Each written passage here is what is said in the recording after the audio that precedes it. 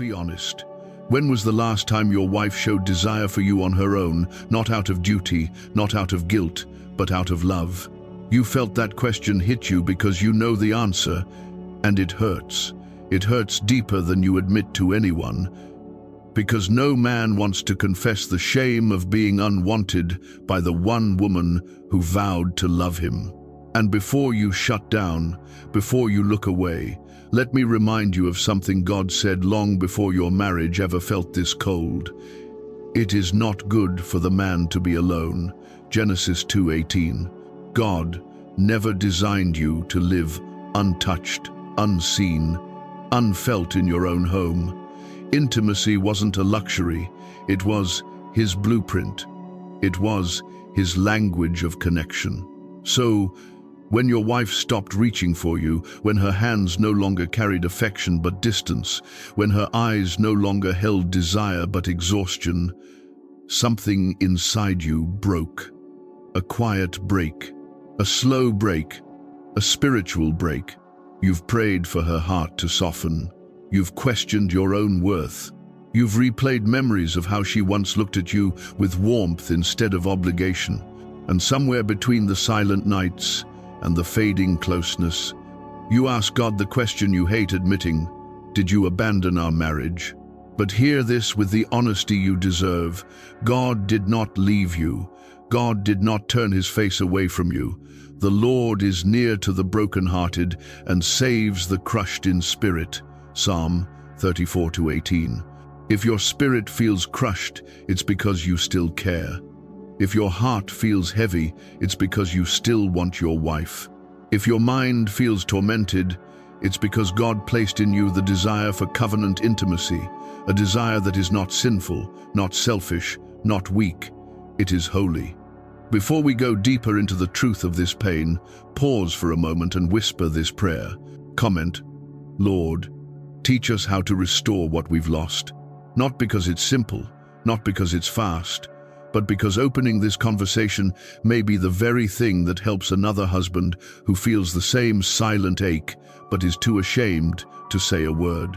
Share your story if you can, even one sentence, even one moment. Your honesty may unlock someone else's healing. We are building a place where men don't hide their wounds, where God uses confession as the beginning of resurrection. Stay with me until the end, because what you're feeling right now is not the ending of your marriage. It's the exposure of a wound God is ready to confront.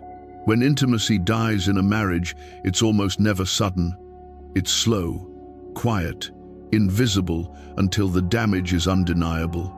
You didn't wake up one day to a cold wife. You watched her drift in inches. First her tone changed, then her attention, then her affection, then her touch. And by the time you realized how far she had drifted, you were the only one swimming toward the shore while she stood on land, arms crossed, unmoved. And that does something to a man. It shakes his identity. It shakes his confidence. It shakes his sense of worth. Because men weren't created to feel desired by the world, but they were created to feel desired by their wives. Scripture says, "Let your fountain be blessed, and rejoice in the wife of your youth. Be intoxicated always in her love." Proverbs 5:18-19. God himself commanded desire inside marriage. He didn't say, be tolerated. He didn't say, be roommates. He didn't say, be emotionally distant, but spiritually fine. He said, intoxicated, consumed, connected, cherished. When a husband is deprived of that connection, it doesn't just frustrate him, it wounds him. So, let's confront the question no one says out loud. Why doesn't your wife desire you anymore? Is she emotionally distant? Is she silently resentful? Is she spiritually dry?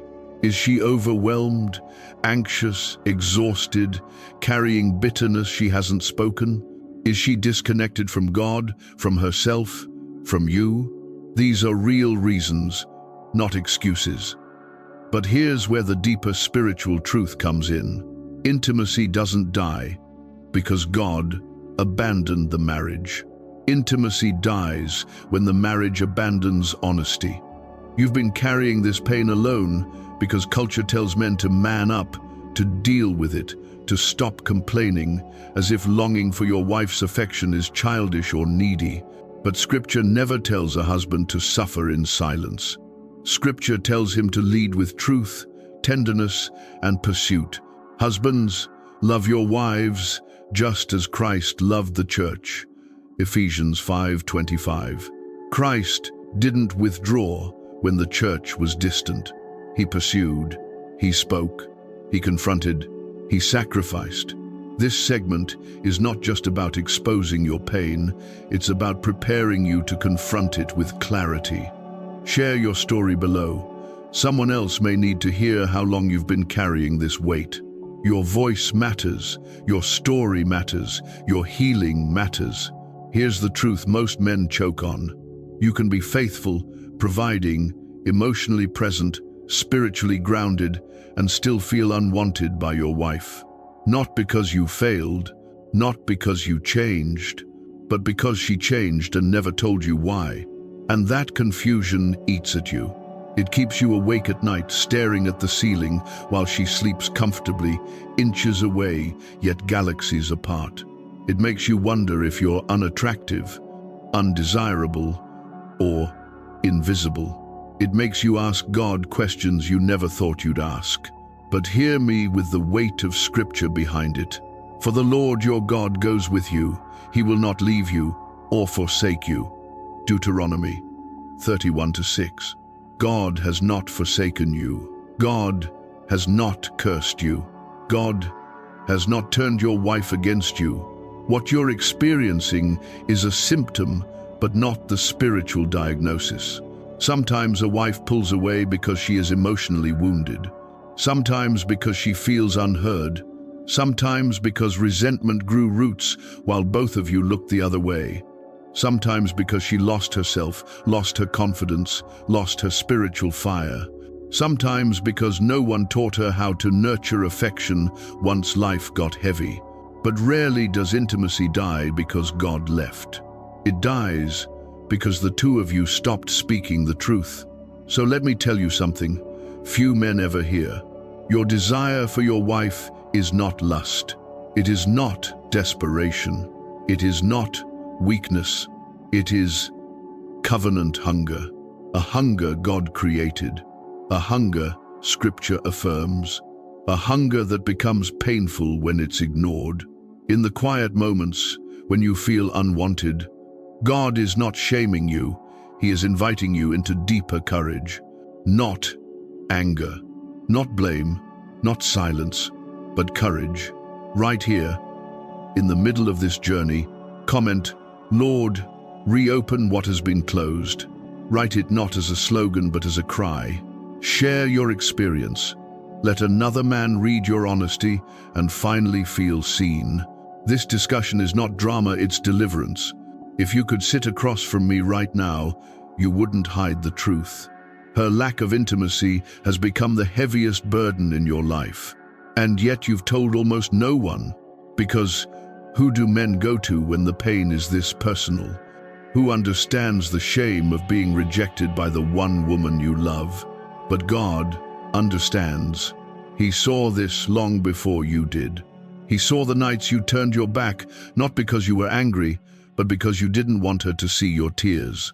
He saw the mornings you pretended everything was normal so the house wouldn't feel heavier. He saw the prayers you whispered softly so she wouldn't hear you breaking. And here is the truth you need to confront. Intimacy is spiritual warfare.